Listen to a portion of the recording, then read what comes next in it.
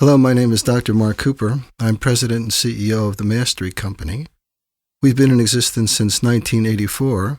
We've worked throughout the dental industry with private practice, partnered practice, group practice, managed group practices, retail dental corporations, and we've also worked in other organizational structures in the dental industry: suppliers, vendors, biotechnical companies, and disease management companies. Today, what I want to talk about is the future of dentistry, the dental industry, and dental practice. As we go through this presentation, really think about what you intend to do in your future. How are you going to position yourself? How are you going to develop your asset value of your practice? How are you going to adjust yourself to the new future of the dental industry? For many of you, you think that the changes that are occurring in the dental industry will not affect you. But I would like you to be very clear that the storm has reached the shore. If you have read the literature for the last couple of years, you have seen that there have been numbers of articles about the changes that are occurring in the dental industry. It is very obvious to people that things are not the same as they were in the past. The future has not yet happened.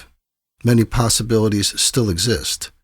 This is simply how I see the future of dentistry, and therefore this is not the truth. You don't need to believe me. See, you are responsible for the choices that you are going to need to make in the future of your practice, and every choice has a consequence. The intended results for this particular interaction is I want you to understand the changes that are occurring in the dental industry and in dentistry itself. I want you to look and really see what it means to your practice. I want you to understand how this contextual shift is causing a movement away from solo practice, and I want you to learn how to approach and accommodate these changes. Other results I want you to get out of this interaction is to begin to think not as a technician in solo practice, but as a businessman or a businesswoman. I want you to understand how managed group practice is becoming the future of dental practice. And I want you to discover how consolidation is occurring as a result of the pressures of the new economy and the emergence of corporate and retail players. I know that you've seen these before, but when is the last time you have seen one of these? Why? Because something occurred that changed the entire industry. When was the last time you wrote a handwritten note? What happened? This happened. When was the last time you shopped in a mall? What happened? This happened. Well, I know that you have seen these before, and you may even have one of these yourself. And my prediction, my forecast, is these will disappear. Why? Because this happened. Context is decisive. See, if your mission is to protect and preserve the past, that mission will be insufficient. In 2014, 60 to 70% of the dentists will be in solo practice. But by 2020, 10% to 20% will be in solo practice, and the rest will be in some form of group practice. So what are you going to do now? How are you going to generate yourself and your assets to be successful in this future? I know that many dentists are very active in trying to protect what they've already got, and they're bringing actions against the forces that are trying to change the dental industry. The mission to protect and preserve the past is totally insufficient. And again, I want you to challenge yourself. What are the changes you would need to make to succeed in this new future? So I know that you're thinking you are between the rock and the hard place. You can either stay in solo practice and watch it diminish. You can work in a corporate environment in which you think you lose total autonomy. We have another view that you can actually develop or join a successful managed group practice. So when we take a look at the facts, what we see that in 2008, 92% of the practices were solo practices. When we take a look in 2009, 76% of the practices were solo. And 2010, only 69% of the practices were solo.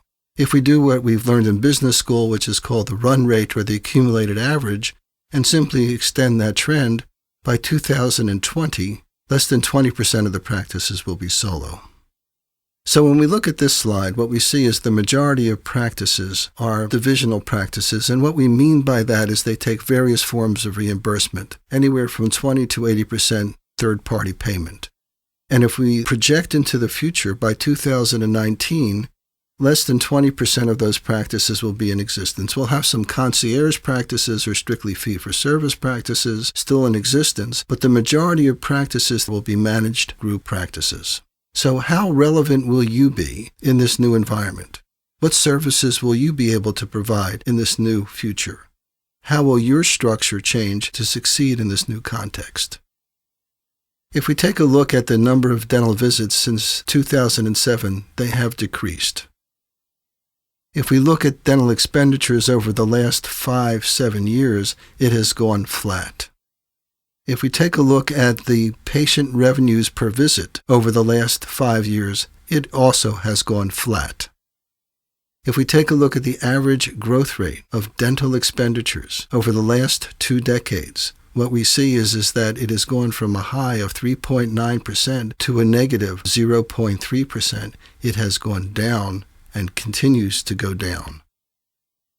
Another startling change in the dental industry has been the way money has been flowing in.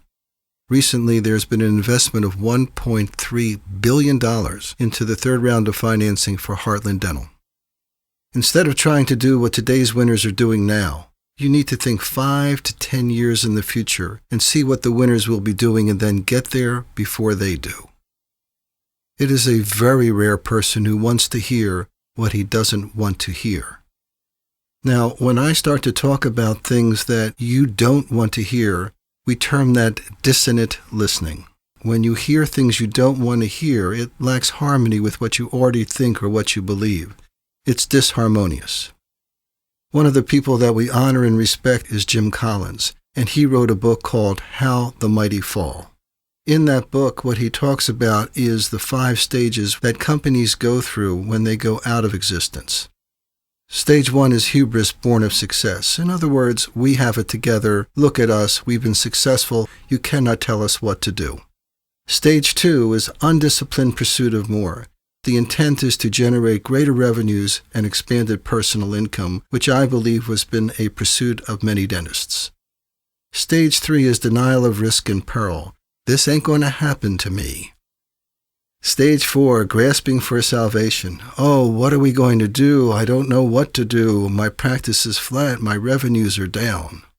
Stage 5, irrelevance and death. Going out of existence. More practices are closing their doors than ever before. So what we're looking at now is the classic change curve. And what we see is that most of you exist in stage 1 or the status quo. You're doing sort of fine. And as this information comes to you, you are in denial that it's really going to happen to you. Stage 2 is disruption. And what occurs is anger and fear as a reaction to this disruption to what you've already got.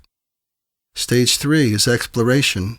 I believe that many dentists now are moving into this stage of acceptance. Stage 4 is rebuilding. And what is required there is to recommit to a new future and generate new structures of fulfillment in order to be successful in this new future. What we're looking at is the classic adoption curve. And on the left-hand side, you see innovators and early adopters, then early majority, late majority, and laggards. Dentists usually exist in the late majority laggard phase. Laggards are people who have kept their rotary phone until they don't make them anymore before they buy a touch-tone phone. Malcolm Gladwell, the author of The Tipping Point, points to a phenomenon where when something becomes 15 to 19% of the market, then it begins to be accepted and will be embedded in the market. Managed group practice is now 17% of the market. When we no longer are able to change a situation, we are challenged to change ourselves. So, what's going on? What's really going on out there? The advice that most dentists have received so far is 1, decrease expenses. So you've squeezed down as much as you possibly can. You've unloaded your sterilization assistant. You've bargained with your labs and your suppliers. The next advice they've given you is to increase efficiencies. So you're now booking more tightly, you're having your assistant do more. The third thing they've recommended is improve customer service. Don't let that phone ring more than 3 times and use their first name when they approach the desk. They've also advised to expand your offerings. Now you should offer more for them to purchase. More procedures, more supplies, more. So now what are you going to do? Search engine optimization? Expand your Facebook? Use demand force? I see. We'll try all of those and spend a ton of money and see if that will generate more revenue.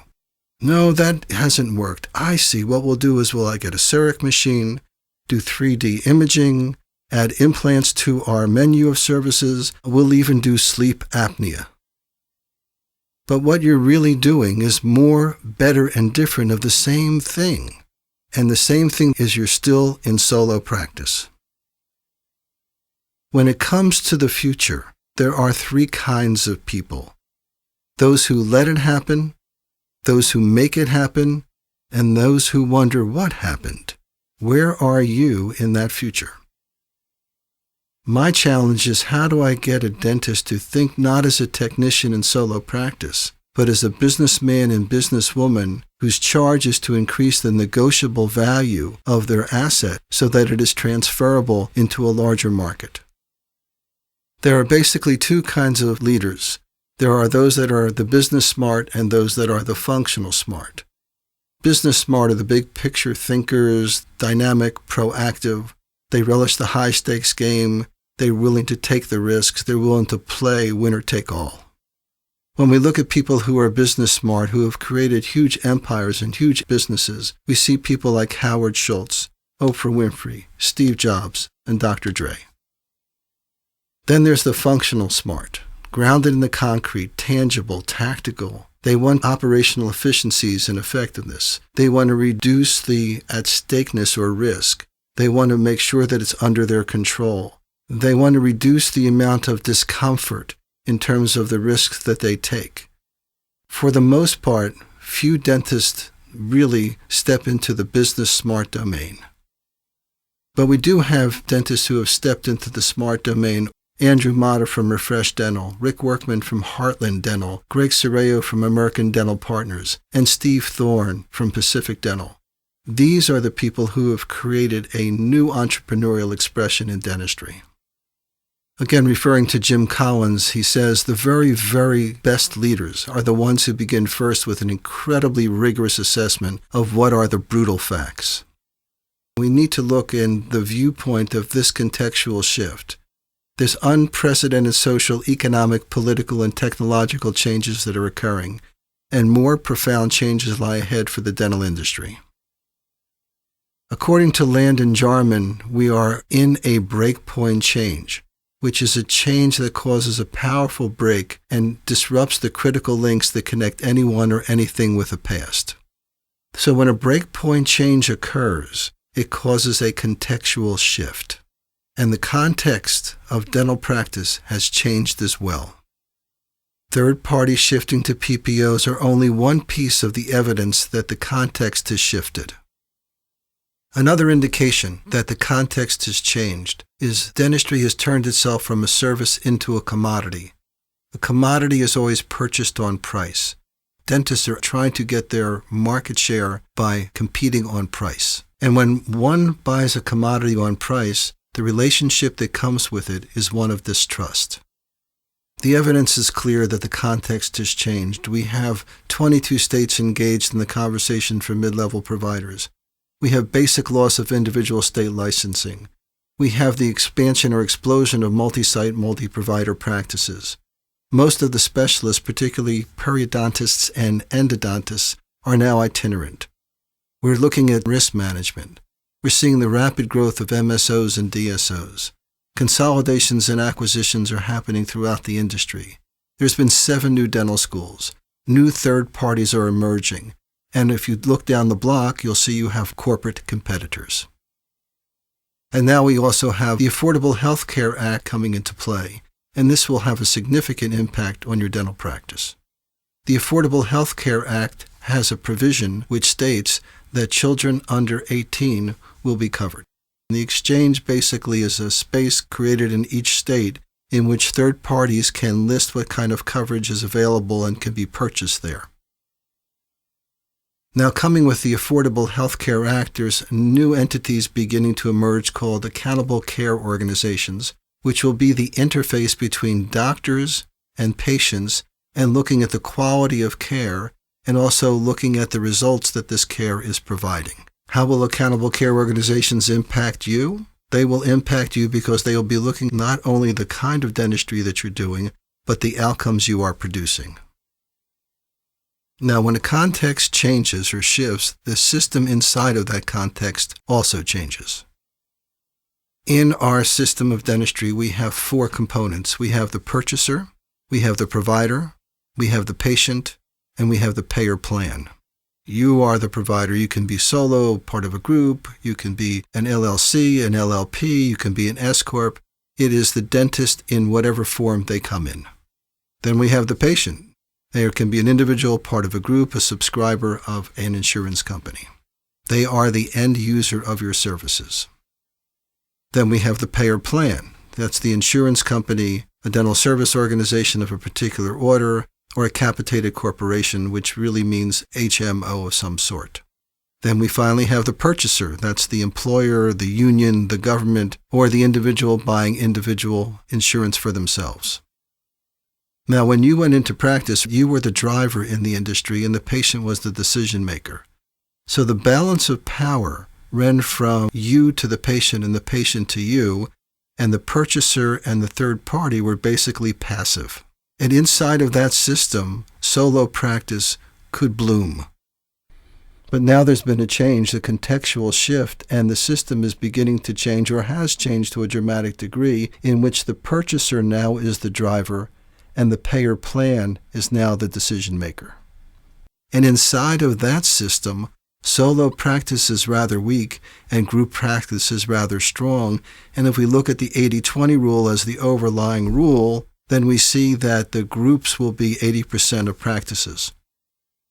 Some of you probably don't recognize this face, but he was famous in the 50s, and his name was Jack Webb on a television show called Dragnet, and his favorite expression was just the facts, and that's what we're going to look at now. 73% of all patients seen in a dental office had some form of dental plan. 92% of all the dentists in this country take some form of dental plan. According to the ADA, the facts are clear. Our society has become accustomed to purchasing dental insurance, and insurance is here to stay. The reason the purchasers are getting so involved is that when they look at dentistry, they see 164 million hours of lost work each year, and you can imagine how much that costs the employer. The expected trend going forward is for employers to continue supplying dental plans to their employees. In fact, this is going to increase over time. In 2002, the primary insurance was indemnifying insurance, such as Delta Premier, but 2011, it was less than 10% of the insurance plans available. Today, what you see is that the PPO type of insurance has become the greatest form of insurance. In 2010, it was 74% of the plans offered. In 2012, the California Dental Association reported that over 80% of the plans being offered were PPO, and less than 10% were either the Premier or the HMO plans. Now, I know that numbers of dental organizations are doing battle with Delta to try to change their PPO or hold the line. But Delta has come up with something called the Exclusive Provider Organization, which is a closed panel in which they'll be able to offer lesser reimbursement to people who join this closed panel. According to the Consumer Price Index, the second highest out-of-pocket expense is for dentistry. This is a concern for the employers, the government, and others who want to hold the line or even reduce the cost for dentistry. It is estimated there are 168,000 practicing dentists in the U.S., and this number is expected to increase to 175,000 by 2025. But even with that increase, the population in the United States is increasing at a much more dramatic rate, so there will be less dentists available for the population than ever before. Interestingly enough, new dentists entering into some sort of dental practice ownership has continuously decreased. 20% in 2006, whereas it was 26% in 1989. And the figure is going to continue to drop. Between 1989 and 2006, the number of dentists who work as employees has increased from 50% to 75%. As John Adams once said, facts are stubborn things, and whatever may be our wishes, our inclinations, or the dictates of our passions, they cannot alter the state of facts and evidence. These are the facts. The industry is dramatically changing. So, what is the impact on your practice? What is the impact on solo practice? The impact is consolidation. Throughout the system, dentists are merging, being acquired, coming into existing partnerships, or buying into existing partnerships. Insurance companies are merging or becoming larger. Vendors such as Dentsply, who has purchased Astratech, are becoming larger. Strange bedfellows are beginning to occur where insurance companies are joining with other entities in order to create and combine assets. But consolidation isn't only focused on the dental industry, it's happening globally. The intentions of consolidation are pretty straightforward. Increase top-line revenues, decrease costs, increase profit-to-earning ratios, increase EBITDA, earnings before interest, taxes, depreciation, and amortization, enhance marketing impact, the economies of scale that give you leverage in contracting, purchasing, and staffing. Consolidation, though, will only work when it's linked to collaboration. Consolidation is about the physical assets. It's structural. It's financially driven. It's about capital issues. It's about revenues. It is focused on management and operations. It's about strategic planning and fulfilling the strategic plan. It's about a game to win. Collaboration, on the other hand, is about people. It's about culture. It's vision-driven, not financially driven. It's about core issues or core value issues, not about capital issues. It deals with leadership, not management. It's about strategic intent, not strategic plan. And it's a game worth playing, not just a game to win. Now, dentists suck at collaboration. Take a look at the failed associateships. Take a look at the failed partnerships. Take a look at the failed managed group practices. Take a look at the failed efforts such as direct reimbursement. Dentists really are poor at collaboration. Let's take a look at collaboration. If we take a look at this diagram, on the upper left-hand side, we see multicolors around the circle with the green dots in the middle. The green dots represent vendors, suppliers, employers, third-party, and capitalists. And note that these multicolored dots are outside of the circle. Those are dentists. That's called exclusion.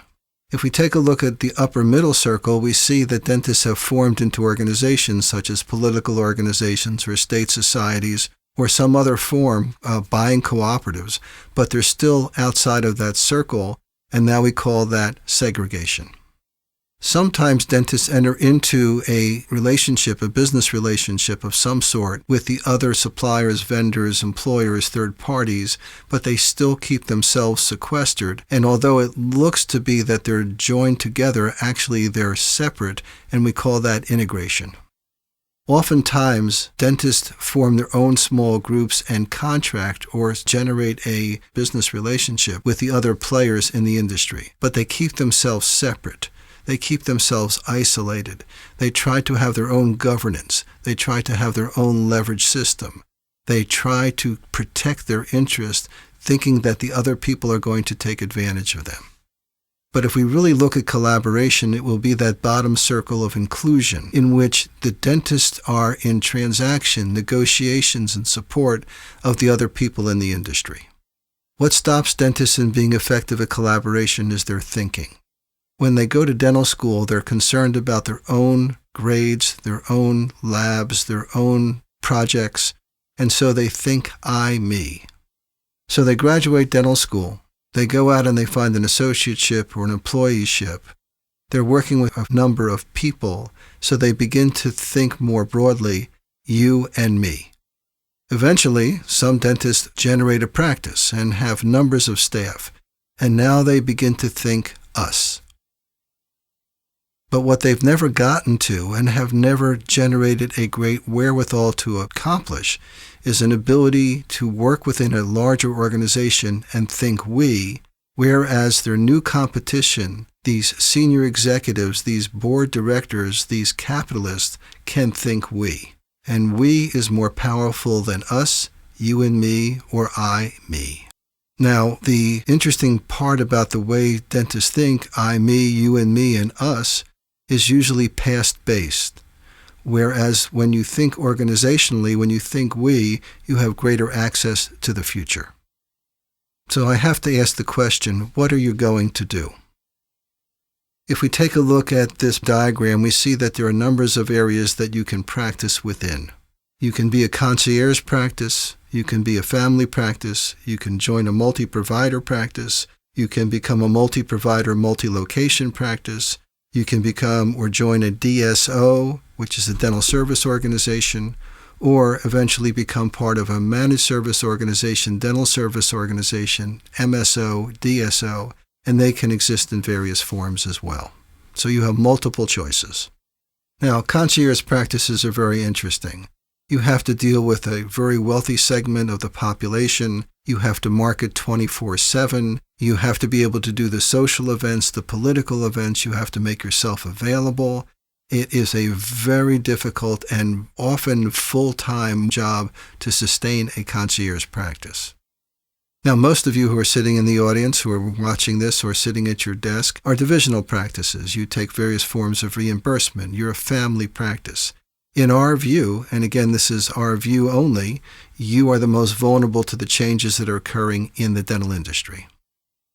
So one of the trends that is occurring is multi-provider practices through partnerships or associateships where you can extend your hours, have more available providers, and sometimes bring in some specialty providers on contract to be able to treat your patients. So this is an example of one of the practices we work with. He's got 18 operatories and he's got 6 to 8 providers that are working there all the time.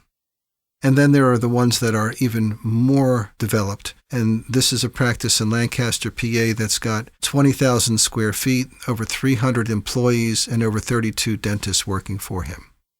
Now, as this trend continues, multi-providers usually look at other locations they can occupy that will be an extension of their central office. Here is an example of one of these multi-provider, multi-location practices. They have 4 locations, they have 7 providers, and they're able to offer services at an extended period to their patients. Now, when these multi-provider, multi-location practices get more robust and more successful, they begin to take a look at hiring executives to come in and manage particular areas of the practice, such as human resources or operations. At that point, they become what I call an internally managed dental service organization. Here's an example of an internally managed dental service organization. They have hired a CEO, or the dentist becomes the CEO, and they have other senior executive members taking on certain responsibilities for these practices. Eventually, not always, these dental service organizations get large enough where they want to split apart their management services from their dental services and allows the management services to be centralized and to be more efficient. And they call that an MSO. Or the DSO sees an ability to contract with one of the existing MSOs that are out there and be able to merge with them. Here's an example of a regional MSO that has about 50 practices doing a little bit over $200 million a year. It has centralized all the management functions into a resource center, and it's able to support dentists in various ways, including a call center. Now, there's also national MSOs, and I think these are the ones you're most familiar with. You have the one like Heartland, American Dental Partners, and Pacific that have 400 to 600 offices throughout the country. Now, there's emerging something new and really spectacular called global MSOs, and there are several of those around. We have Medis, which is now in India, Southeast Asia, and the Middle East. And we also have one called Dental Corporation that's in Canada, Australia, and New Zealand. What I want you to get from this particular view is that it is not a local phenomenon that's occurring, it's global. It is a time that's come. So you have choices that you need to make for the future. What are you going to do? How are you going to approach this future? As Victor Hugo once said, nothing is more powerful than an idea whose time has come. And the idea is certainly here of managed group practice. So after seeing all of what you've just seen in this presentation, I'm sure that you have questions and concerns about what you are going to do in the future. Clearly, protecting the past is going to be insufficient. Holding on to what you've got may not give you what you want in the future. The question is for you, how am I going to organize myself, design myself, so that I succeed in this new future?